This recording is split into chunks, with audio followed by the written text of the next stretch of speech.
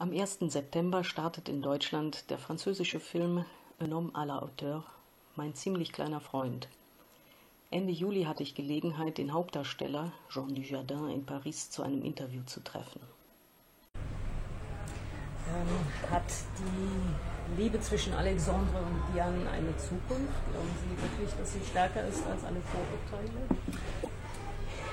J'en ai aucune idée, si ce n'est que le film vraiment a pas de côté avec le réel, donc on est dans un conte happy end, elle revient le voir, elle l'embrasse et ils finiront ensemble. Bon, c'est ce qu'on nous vend dans les contes. Dans la vie, j'en ai aucune idée. Moi, pour le coup, je ne l'ai pas vraiment joué non plus comme un conte. Je la regarde à la fin comme si les choses allaient recommencer.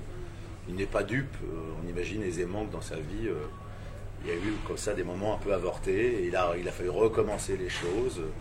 C'est un peu, c'est le gros problème de sa vie.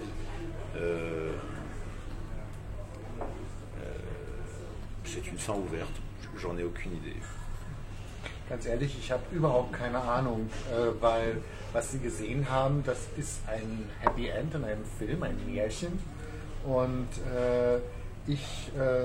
meine Figur wirft einen letzten Blick auf Sie.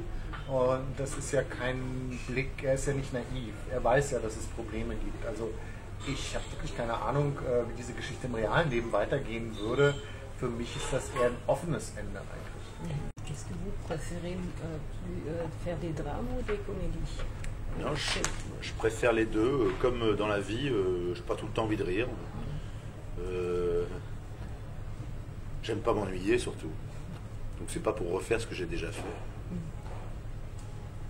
Je préfère moins tourner et avoir des vraies sensations. Et c'était avec quel chien c'était plus rigolo de travailler avec Huggy, l'artiste, ou avec ce chien?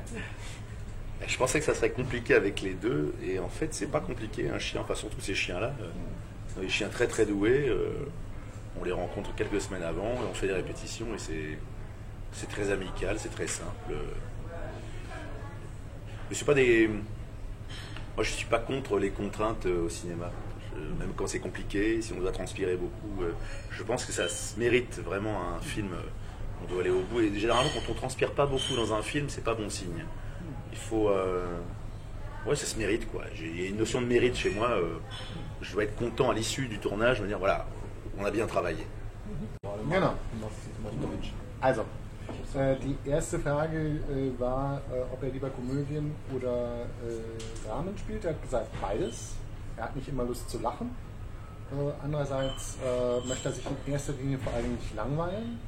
Und wenn es geht, würde er am liebsten weniger drehen, aber dann, wenn er dreht, einfach echtere Emotionen haben durch die Geschichte. Die zweite Frage war, was schwieriger war, mit welchem Hund zu drehen, mit dem in The Artist oder jetzt in dem ziemlich kleinen Freund. Und da hat er gemeint, er hat eigentlich gedacht, das wäre mit beiden schwierig, war es aber nicht. Beide Hunde verfügten über sehr viel Talent, außerdem probt man mit solchen Hunden und das ist dann, die waren beide einfach total angenehm und das war nicht wirklich schwierig. Und, aber generell ist es halt so, dass er keine Angst hat vor Herausforderungen. Und er findet auch, dass man bei einem Film schwitzen muss. Man muss sich den Film auch verdienen. Und wenn man irgendwie nicht genug geschwitzt hat, dann hat man nicht genug gearbeitet und dann stimmt irgendwas mit einem Film nicht. Und deswegen, er möchte am Ende eines Films immer das Gefühl haben, es hat sich gelohnt, das war wirklich eine gute Arbeit. Und dazu gehört eben auch, ja,